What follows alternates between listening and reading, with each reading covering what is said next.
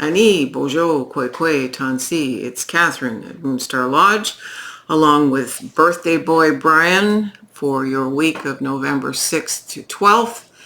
And we are filming this at right around just the last day of the heavy emphasis of the eclipse, right in the throes of Halloween. So I'm in my celebratory way here.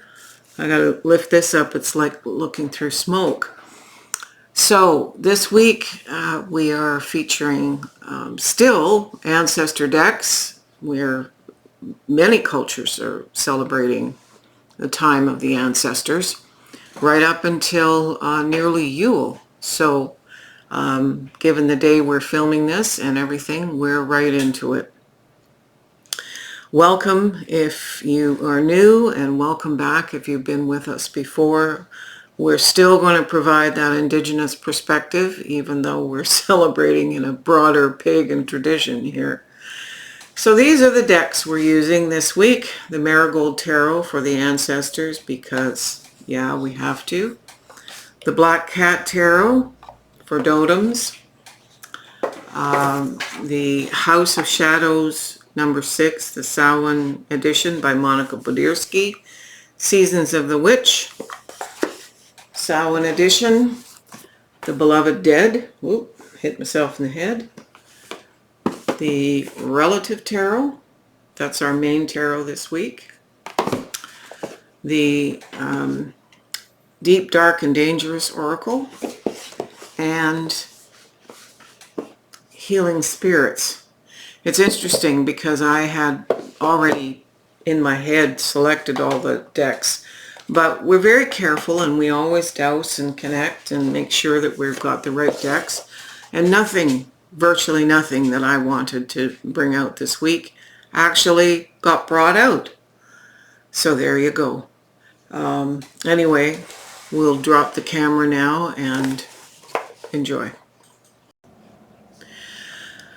So what a beautiful way to start the week of November 6th with the King of Cups. Expression of emotional maturity, expression of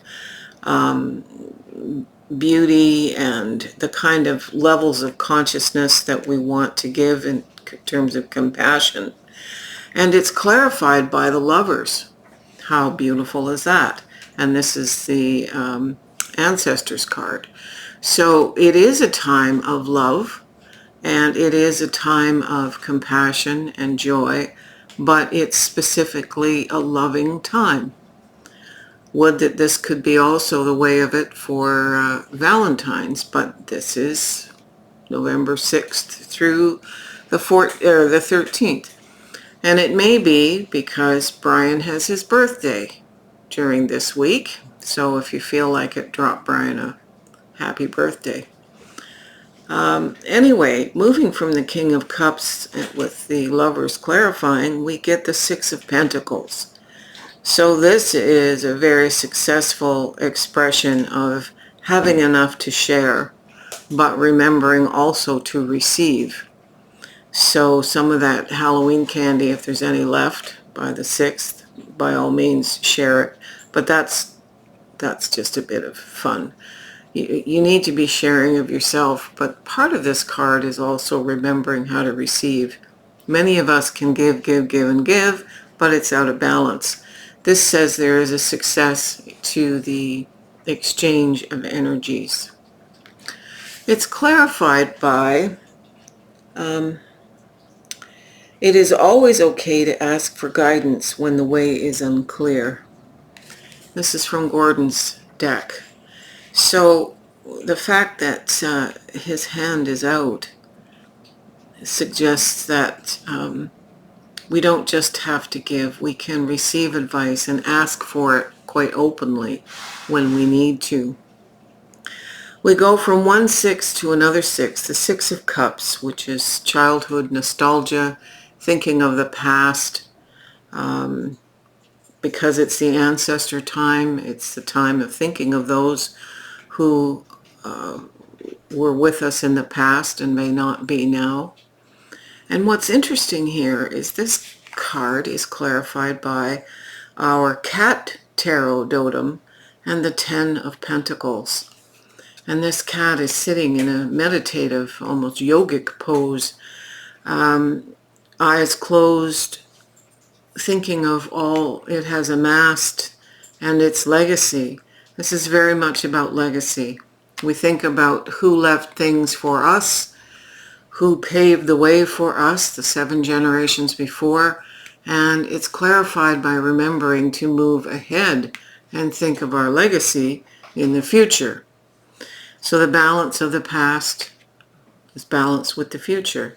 The Lover's card is also about choice and balance.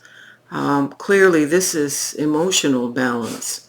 This is a financial balance and success in this domain. And this is about the giving and receiving. So there's a lot of balance discussion in this week's reading. The Fool. The Fool has shown up so often in the last few weeks. It's a harbinger of new beginnings. Clarified here by candle magic. And this card asks us to speak your breath into its velvet, recite along its spine all that you desire, all that which will unravel. So we're asking the spirits through candle magic to help support us understand the direction of our new journeys. The Two of Swords is showing up, and it's an internal expression of balance with the external. Typically this card shows water behind, and that's emotion, and the person has their back to emotion. So the emotions aren't overly washing over them, and they are blindfolded so that they are not being intellectually impacted. The old meaning of this card used to be, or an older interpretation was 2 knights who had been battling together come to peace, and they cross swords in a gesture of balance, peace, respect, and equality.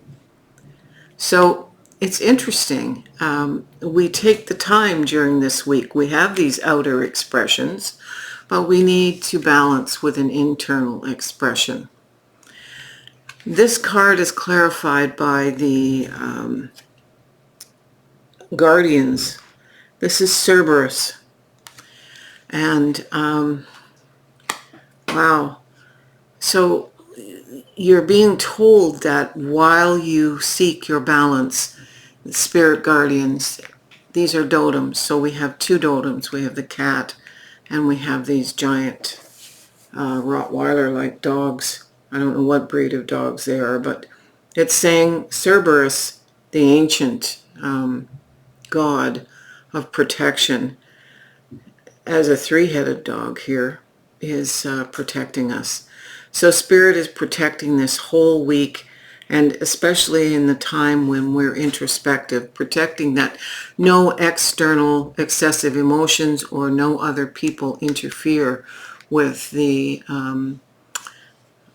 meditative stuff that we're doing here to seek balance within ourselves. The Justice card is present. It's interesting. She's looking here because Justice also typically holds a sword. This is in this deck an 8, and in my preference is when she sits in the 11. However, it doesn't matter. Justice is making sure that all happens in the way of right relationship. And it's interesting, she's clarified by the card Things.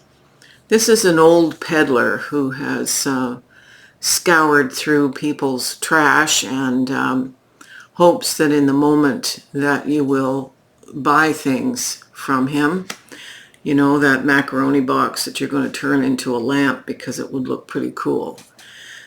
This card is a reminder that the acquisition of things is a short-term kind of high. It's not necessarily shopping addiction or anything like that, but piling things around us is a form of emotional protection, and it can create a chaos that's associated with certain emotional traumas. Beware of cluttering yourself emotionally, spiritually, intellectually, physically. The other meaning of this card is about having things passed on to us by our ancestors. And that moment when we pull out a ring that we haven't worn, but it was our grandmother's, or a pin or a necklace or a watch fob, something that belonged to someone else that we may just keep as a treasure. It is also telling us that they are coming to us with our remembrance of these things, that we are in our thoughts, and they are saying thank you for pulling this out and bringing me into the beauty of your day. So it's interesting. Justice has scales. Balancing the scales of justice. A lot of this is balance, and keeping the balance of our acquisitions so we're not becoming hoarder-like, and also balancing where we are in our connection with ancestors and remembering to acknowledge how they cherish us, to keep our balance in that relationship even though they may have passed. The final card of the week is the Wheel of Fortune. This is a fun interpretation. The Wheel of Fortune is about things, if you've been on a low lately, things are about to shift. And if you've been on a high, you need to be aware that, this is how life balances out. But the clarifier is very significant here. This is from Monica's deck. It's magic. So it is the magic that we perform this week that keeps us moving in a very positive direction of fate here, and destiny. So the Wheel of Fortune will move positively if we do, and we come back to the candle magic here, if we perform the kind of magic and manifestation.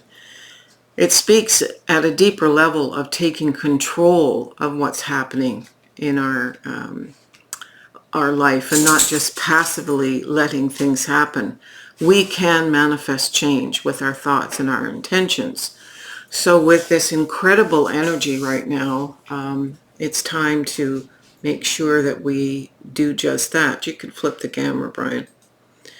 So, yeah, we are the makers of our lives. We create what we live. We create what we see, do, and manifest. So it's when we take action, do rituals, sit and journal, meditate, when we connect with the greater good and the field of all possibilities, we make the kind of magic that keeps us in a positive light. So, thank you for tuning in. If this was your first time here, we thank you for joining us. And if you've been here many times, welcome back. Feel free to give us a like, and that's the thumbs up. Subscribe, send me a coffee. These videos require a lot of coffee. And how you do that is in the description below. And we've got lots of changes coming this winter, and we hope you'll stay tuned. If you want to be on the newsletter list, let us know. Have a wonderful, sacred, blessed time. Miigwech, Nyoen, Aho.